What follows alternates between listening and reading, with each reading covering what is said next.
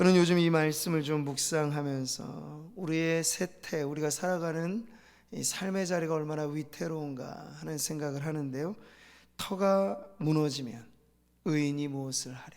곳곳에 우리 지금 이 사회, 경제, 나라 할 것 없이 터가 흔들리는 그러한 조짐을 보고 있죠. 그리고 오랜 병에는 효자가 없다는 말, 마찬가지로 문제가 그냥 단시간에 끝나게 되면 빨리 딛고 일어설 수 있어요.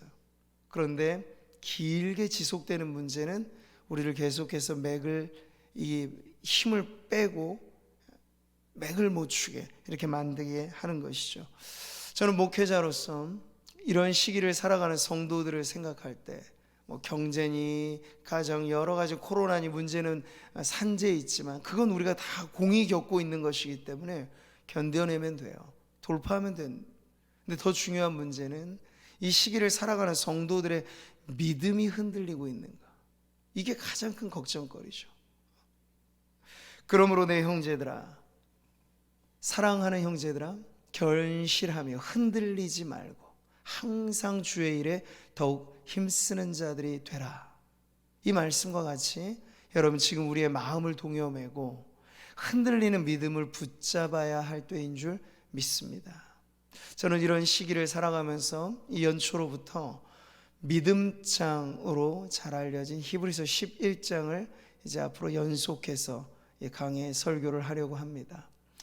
우리가 주일에 강단에서 몇몇 장별 설교를 좀 해보기도 하였습니다. 사랑장인 고린도전서 13장, 그리고 확신장이라고 불리는 로마서 8장. 이 장별 단위로 우리가 성경을 이해하는 것도 그 나름의 큰 유익과 은혜가 있는데요. 저는 앞으로 히브리서 11장의 말씀들을 우리가 함께 나눌 때 무엇보다도 우리 성도들의 믿음이 지금 부른 찬송처럼 굳센 믿음으로 하나님 앞에 서가게 되기를 소망합니다. 자, 오늘은 본격적인 11장의 말씀에 들어가기에 앞서 예비적인 단락으로서 바로 11장 앞에 놓여져 있는 10장 마지막 본문을 우리가 봅니다. 그러면서 우리는 이 말씀을 통해서 우리가 왜 믿음을 정말 중요하게 여겨야 하는가, 그리고 진정 중요하게 여기는 믿음이 과연 이 고난의 시기에 어떤 의미가 있는가 하는 것을 살펴보겠습니다. 32절을 다시 한번 읽어보죠. 전날에 너희가 빛을 받은 후에 고난의 큰 싸움을 견디어낸 것을 생각하라. 지금 히브리서가 쓰여질 당시의 시대, 이 편지를 받을 초대교회 성도들은 밖으로는 교회를 박해하고 핍박하는 거센 혹독한 고난과 안으로는 그 신앙을 저버리고 이탈하는 이 배교라고 하는 문제 속에 안팎의 문제가 에워싸 있는 그런 시기였습니다.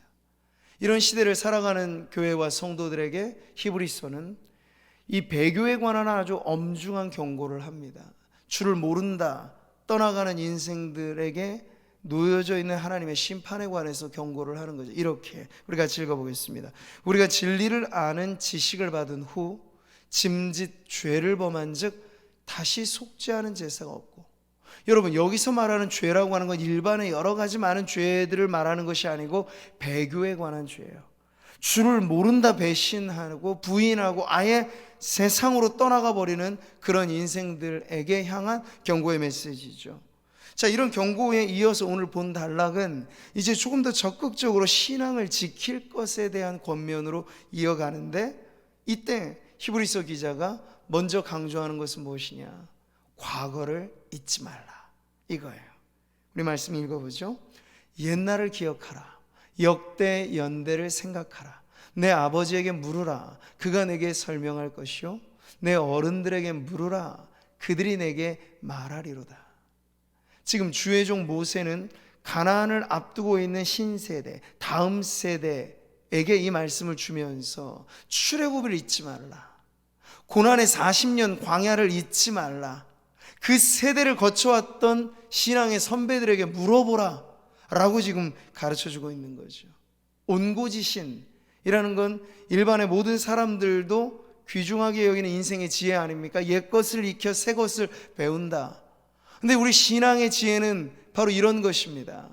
이전에 행하셨던 변함없는 하나님의 역사를 우리가 잊지 않고, 내 삶의 지금이 전부가 아니잖아요. 우리는 살아온 이력이 있고 인생의 나이테라는 것이 있습니다. 그럴 때 고난의 현장에 함께 하셨던 하나님을 잊지 않는다면 지금 현재의 고난은 바로 그 기억이 담보가 되어서 믿음의 자산과 유산을 가지고 이겨낼 수 있다. 이런 차원에서 지금 과거의 회상을 꺼내고 있는 것입니다. 자, 성도들이 신앙에 입문한 이후에 받았던 그 문제에 관해서 지금 히브리서는 고난의 큰 싸움이라고 표현하고 있죠. 자, 이 큰 싸움이라고 했을 때 싸움은 당시 고대의 운동 경기를 가리키는 단어입니다. 뭐 레슬링이라든지 마라톤이라든지 힘겨운 운동 경기를 하듯이 고난이라고 하는 그것에 크게 영광스러운 흔적을 남기면서 버티고 견디고 이겨냈던 그 신앙의 흔적을 말해주는 거죠. 바울도 종종 그의 신앙에 관해서 이 운동의 비유로 들곤 하였는데요, 바로 이 말씀이죠. 같이 읽어보겠습니다. 이기기를 다투는 자마다 모든 일에 절제하나니 그들은 썩을 승리자의 관을 얻고자 하되 우리는 썩지 아니할 것을 얻고자 하노라. 바울이 이 비유에서 말한 것도 그냥 이 세상에서 한때 경기로 1등, 2등 트로피, 메달 받는 것 정도를 가지고도 운동선수들은 4년에 한 번 있는 올림픽 출전하는 대표 선수라고 하면 이 혹한기에 가만히 있을까요? 혹한기 전지훈련을 한다거나 더 집중훈련을 할 것입니다.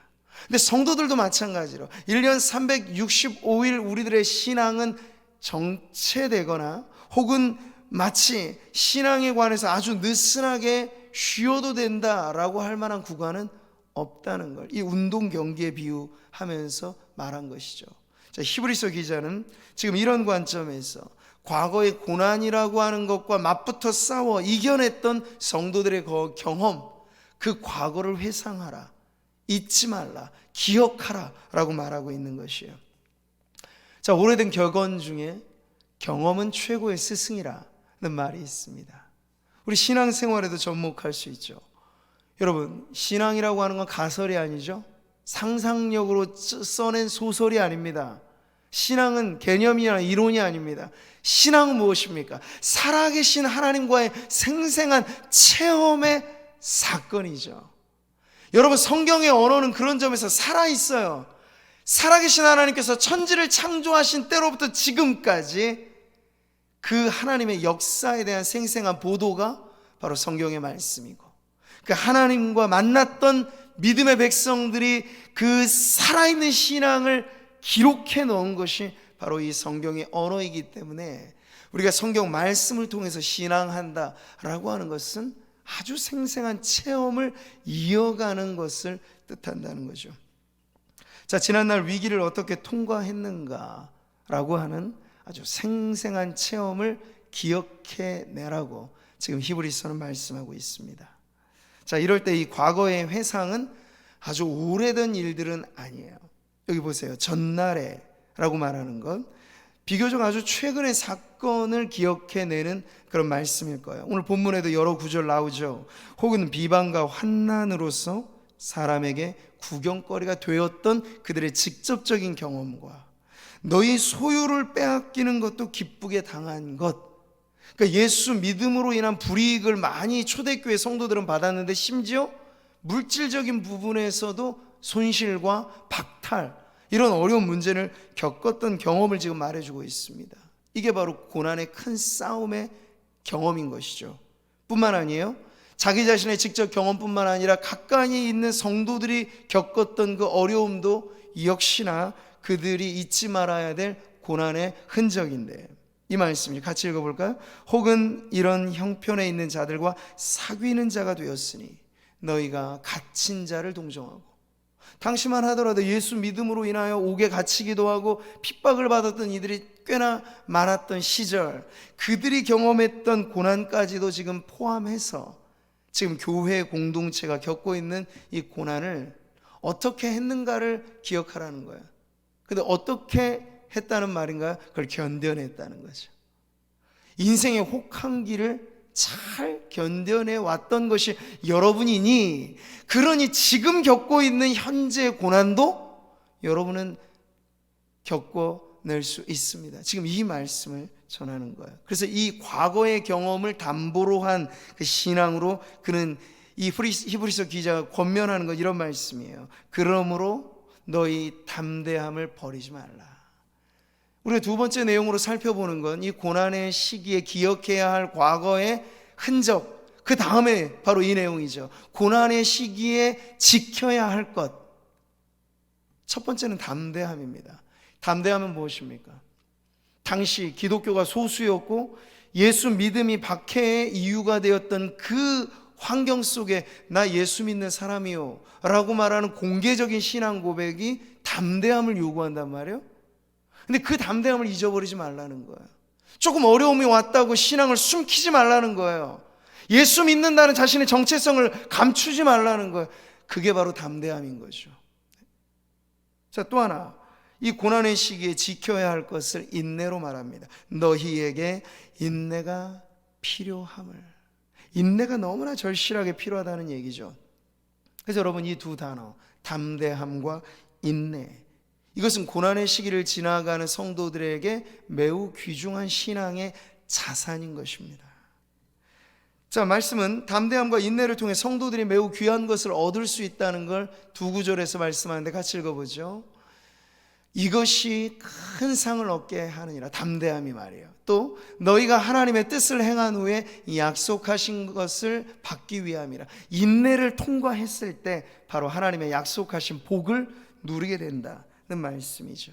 자, 근데 이것을 촉구하고 권면하는 이유는 뭘까? 그 반대편에서 담대함을 지키기가 매우 어려웠기 때문에, 인내를 유지하는 것이 쉬운 일이 아니기 때문에 그랬다는 거죠. 현실적인 어려움이 생기는 겁니다. 신앙생활이 기득권을 얻게 되는 자리에, 그러니까 기독교 역사를 보면요, 313년 공인된 그 기독교 세계가 로마를 변화시켜 나갔다라고 하는 것은 양날의 검과 같은 것이에요. 그래서 신앙의 자유를 얻기도 했지만 교회는 급속하게 세속화되기도 하였습니다.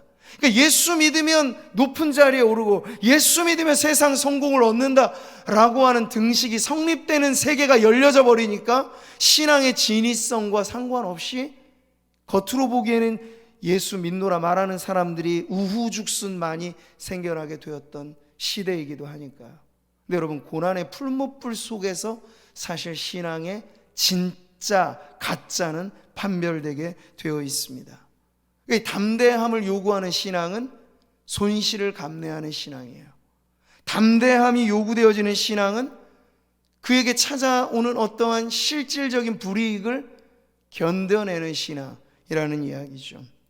또 하나, 인내라고 하는 것은 매우 소중한 것인데, 인내를 온전히 이루라. 이는 온전하고 구비하여 조금도 부족함이 없게 함이라 라는 야고보서의 말씀처럼 인내라고 하는 건 아주 소중한 것인데, 그걸 지켜내기라 여간 어려운 것이 또 아닙니다.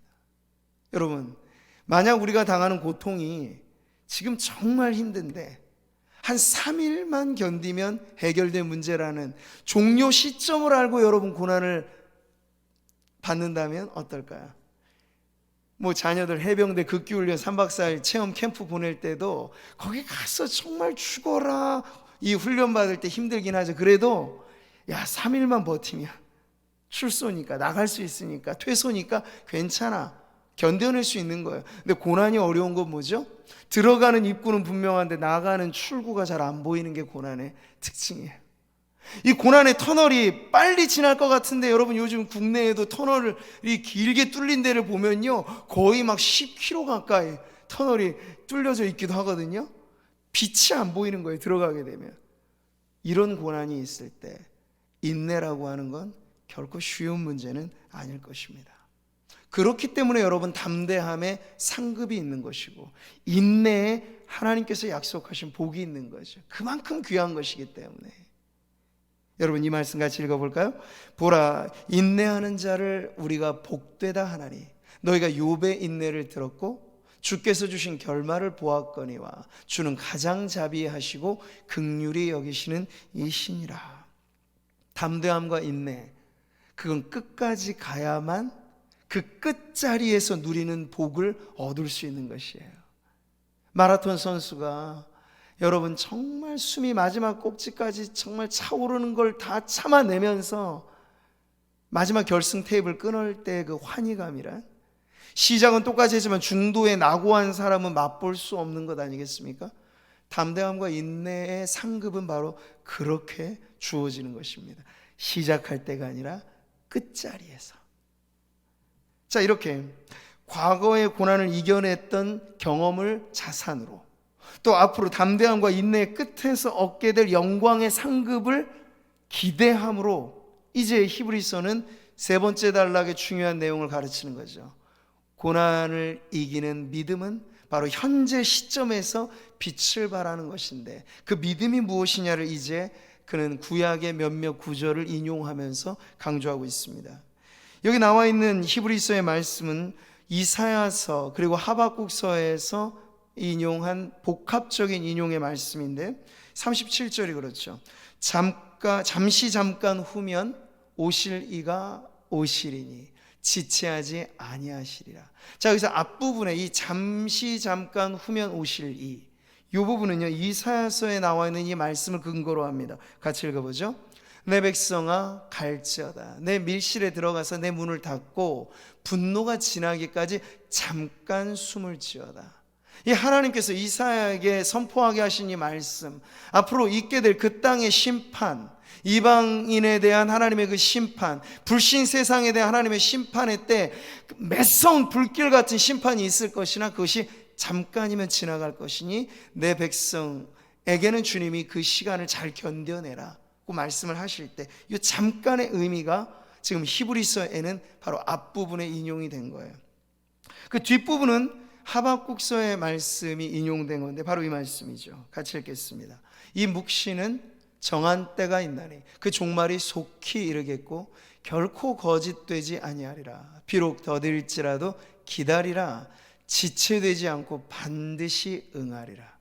지체되지 않고 반드시 응하리니 기다리라고 하는 이 부분을 지금 37절은 인용하여서 표현하고 있는 것이죠.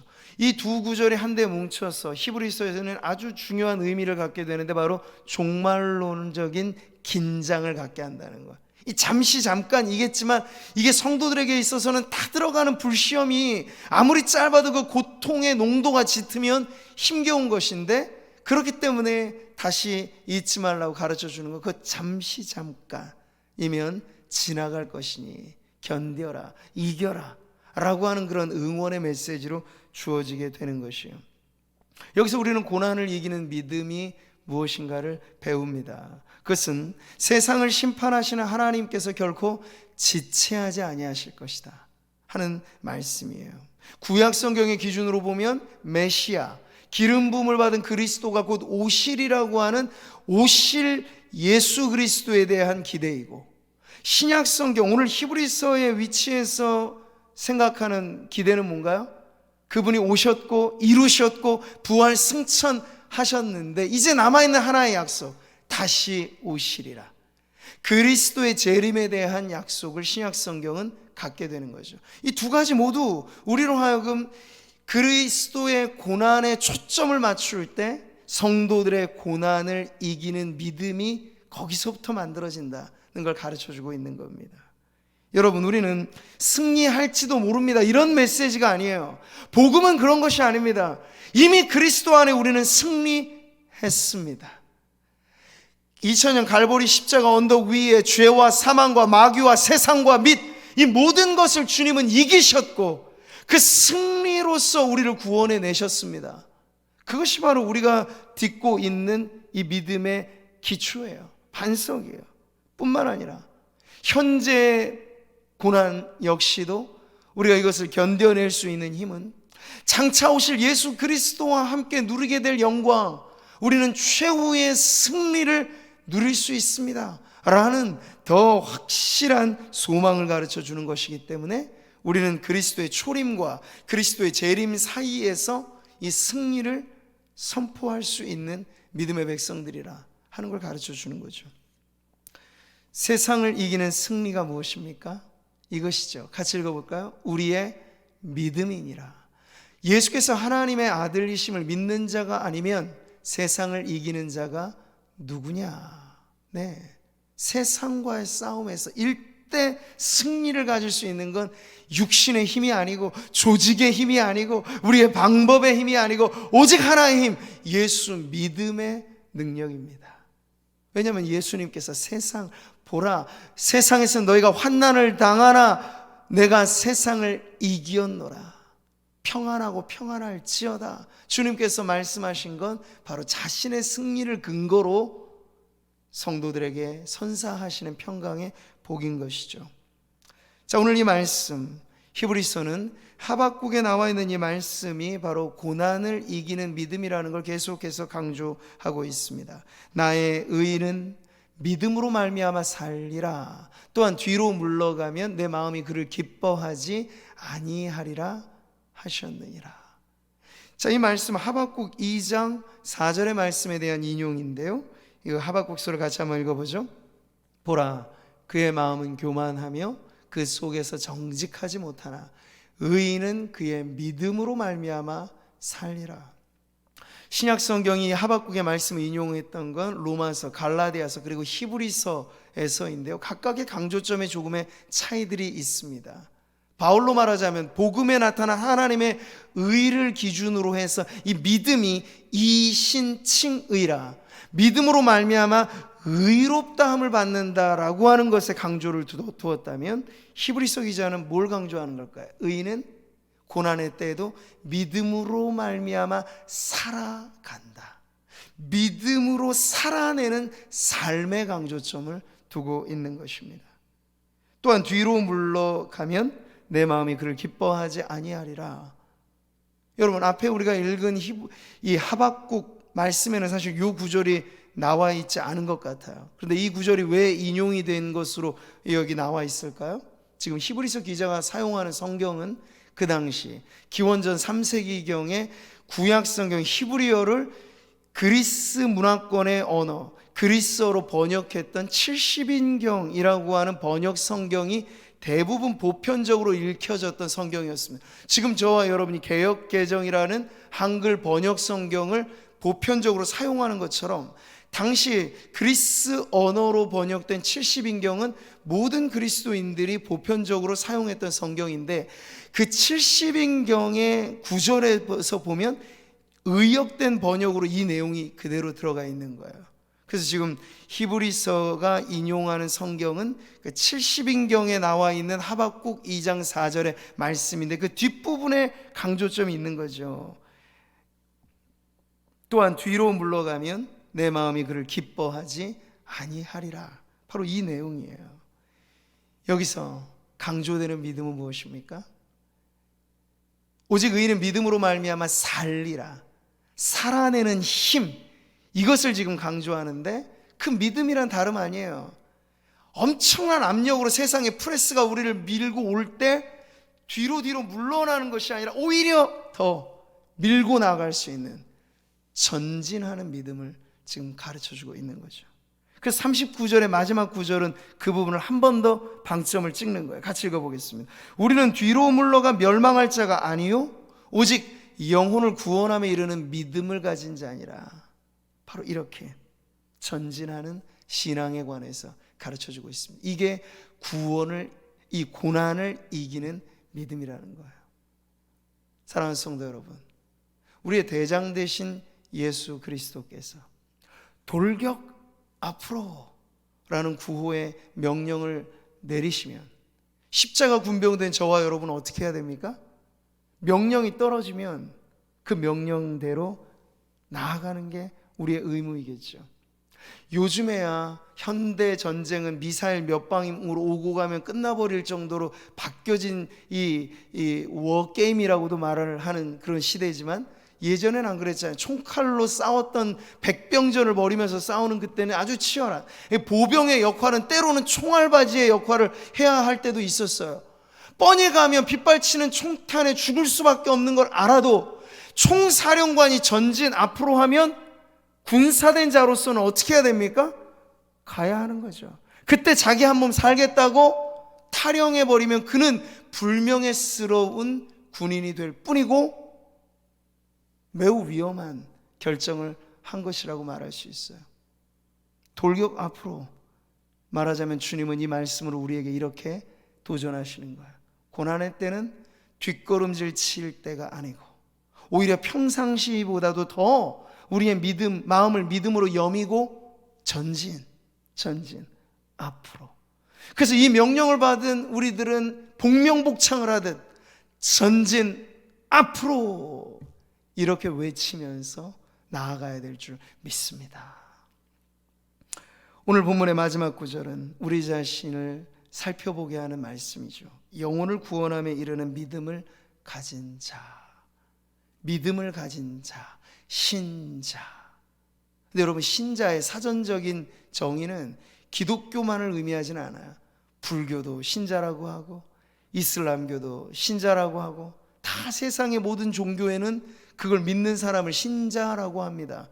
근데 여러분, 오늘 히브리서가 그리고 앞으로 우리가 살펴보게 될 그 믿음의 전당, 명예의 전당에 올라가 있는 우리 그 위대한 믿음의 사람들을 볼 때 이런저런 종교의 귀한 믿음을 말해주는 사람이 아니고 오직 하나의 믿음, 앞서가신 예수 그리스도, 몸소 통과하신 그 고난으로 영광에 이르신 예수 그리스도를 믿는 자, 이게 바로 영혼을 구원함에 이르는 믿음이라고 말을 하는 것입니다. 그런 의미에서 기독교는 일반 종교의 범주에 속할 수 없다는 거예요. 자, 사랑하는 성도 여러분, 우리가 참된 믿음을 갖고 있는가? 언제나 우리 자신은 말씀 앞에 우리 스스로를 비추어 보고 점검을 해야 합니다. 이것저것 아무거나 다 믿는 것, 그거 믿음 아닌 거예요. 위기의 순간에 지푸라기라도 잡으랴, 누구라도 좋으니 나를 도와주십시오. 하나님이 만약 계시다면 나를 좀 도와주십시오. 여러분, 이게 구원함에 이르는 신앙일까요? 아니에요. 그런 신앙은 반짝거리는 빛이죠. 그 위기가 지나가면, 그리고 등 따숩고 배부르게 되면 언제 내가 절실했느냐 싶을 정도로 하나님을 잊어버리는 신앙에 관해서 성경이 고난을 이기는 믿음이라고 말하지 않는 것입니다. 실용적인 신앙을 성경은 가르쳐 주지 않아요. 언제나 지속적이고 떨어지지 않고 어둠 가운데 더 빛나는 신앙에 대해서 오늘 말씀은 우리에게 가르쳐 주고 있는 것이죠. 자, 이것이 바로 위기의 시대를 살아가고 흔들리는 세상 속에 우리가 붙잡아야 될 믿음입니다. 사랑하는 성도 여러분, 오늘 말씀 앞에 우리 자신을 비춰서 보면서 우리 안에 과연 이러한 믿음이 지금 있는가, 혹은 이 믿음이 지금 흔들거리고 있는 위태로운 지경에 있지는 않은가, 우리 자신을 점검해 보아야겠습니다. 하나님 앞에 서는 그 마지막 순간, 물질적인 손실은 그 순간에는 아무런 문제가 안 될 거라고 판별될 것입니다. 명예, 그 정도 실추된 거는 나중에 다 복구될 문제입니다. 하나님의 자녀로서 빛난 이름이 우리에게 있는 한 심판대 앞에서 이 모든 것은 손실이 아닐 것입니다. 그러나 믿음이 흔들리면 문제예요. 믿음에서 이탈하고 군대에서 탈영해버린 군사처럼 배교하고 흔들거린 믿음으로 떨어져 버리게 되면 심판 앞에 설 곳이 없는 거예요. 멸망의 구렁텅이에 어찌할 수밖에 없는 그런 운명이 돼버리게 되는 것이죠. 그러니 여러분, 이 시기에 우리가 더 붙잡아야 될 것은 믿음, 흔들리지 않는 믿음, 고난을 이기는 믿음이 된다는 것. 여러분, 잊지 마시고 오늘 이 말씀으로 다시 한번 앞으로 우리가 언제쯤 모를 이 고난의 터널이 통과될지 그 마지막 순간을 알지 못하지만 담대함을 가지고 끝까지 인내하는 믿음으로 하나님 앞에 힘써 나아가는 우리 모든 성도님들 되시기를 주님의 이름으로 축복합니다. 할렐루야.